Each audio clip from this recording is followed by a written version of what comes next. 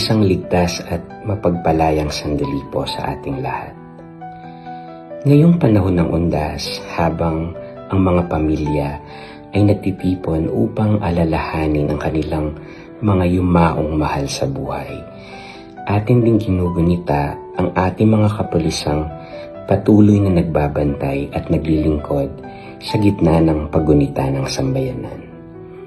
Sa kanilang tahimik na presensya sa mga sementeryo, kalsada at lansangan, ramdam ang kanilang malasakit at dedikasyon upang mapanatili ang kapayapaan at kaligtasan ng lahat.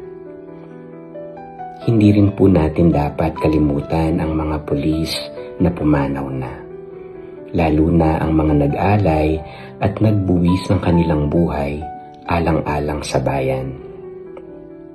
Ang kanilang kabayanihan ay nakaukit hindi lamang sa mga monumento, kundi sa puso ng bawat Pilipino ang kanilang pinotektahan.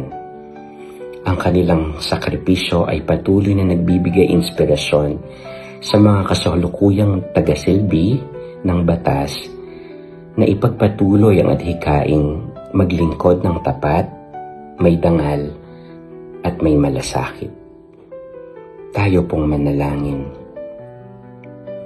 Panginoong naming Diyos, aming itinataas sa iyo ang lahat ng aming kapulisan, yaong patuloy na naglilingkod ngayon, at yaong mga yumao na naghandog ng kanilang buhay para sa kapayapaan at kaligtasan ng aming bayan. Ipagkaloob mo po sa mga buhay na pulis ang lakas, tapang at karunungang kailangan nila sa araw-araw sa pagtupad ng tungkulin. Ipagkaloob mo naman sa mga pumanaw na pulis ang kapahingahang walang hanggan sa iyong piling.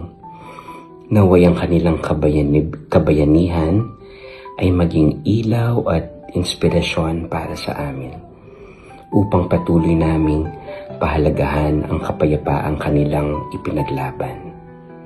Amen.